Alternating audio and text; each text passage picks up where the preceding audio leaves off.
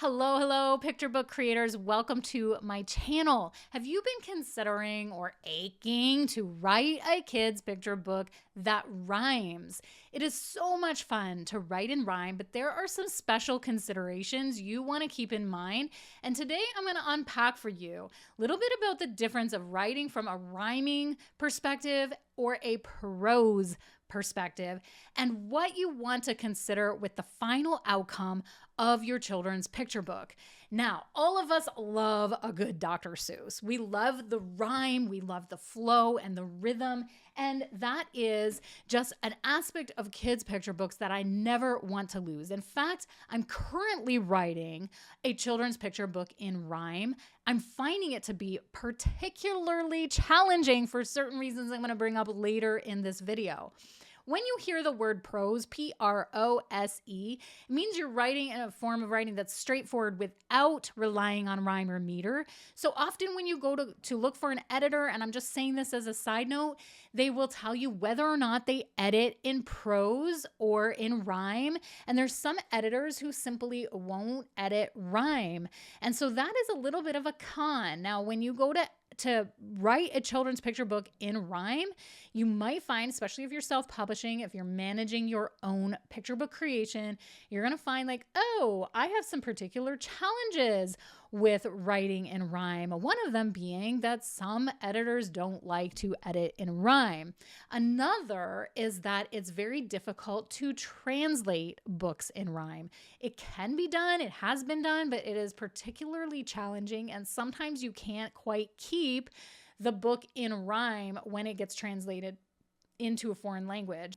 So there's a couple big questions to ask yourself when you go to start a book in rhyme.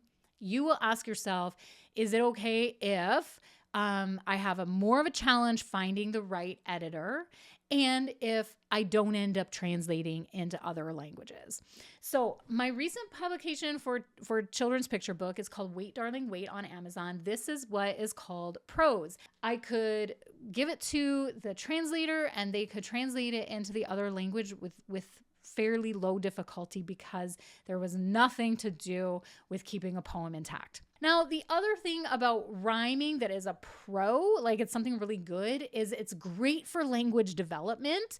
It's great for children to hear the flow of a rhyme and to be aware of the literacy of the sounds and patterns of the language. It fosters a love for reading because it flows so well. Rhymes are very memorable. Rhymes have a lot of creativity, and it's quite an interactive experience because I'm not sure if you've ever noticed, but when you're reading a rhyming book to a kid, you can almost let them guess through, and they can guess through the illustrations and through the fact that it will rhyme. So for example, I would not, could not in a box, I would not, could not with a, and if you've read the book before too, you're going to have the knowledge, a fox. And it makes it interactive and a lot of play for the kids. I was just reading my favorite Dr. Seuss that I love to refer to every once in a while. So anyway, cons though, as I mentioned, are that difficulty in maintaining the rhyme and metering. So it is a little bit harder, yet that difficulty can still, even though it's a con that it's difficult, it can still cause you to dig deeper creatively and to really challenge yourself as an author. Some kids don't appreciate rhyming books. Now I mentioned that like some do, they love it. It's good for their language. It's good for their development, but some kids don't love the predictability and they just want a story that is straightforward. So those are big questions to ask yourself. Will I feel challenged if I can't get the right help editing, if I run into the confines of what the rhyme will allow me?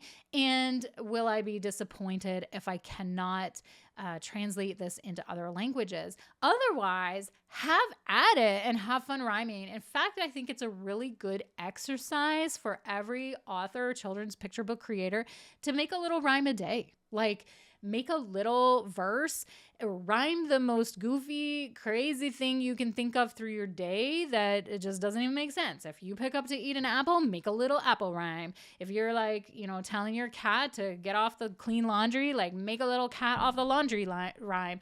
Like make language, developing language and story and words your art for the fun of it, for the exercise of it. And that rhyming aspect for you developing as an author is really, really important. I actually think that at some point in all picture book authors' careers, like maybe we should all make a rhyming book, but understanding these pros and cons that I just shared with you in today's video. I'd love to hear in the comments below if you have written in rhyme, if you recommend it, what it's been like for you. Did you find any constraints that I didn't mention here in this video? You know, anything that you bumped into that you were like, oh, like I didn't foresee this.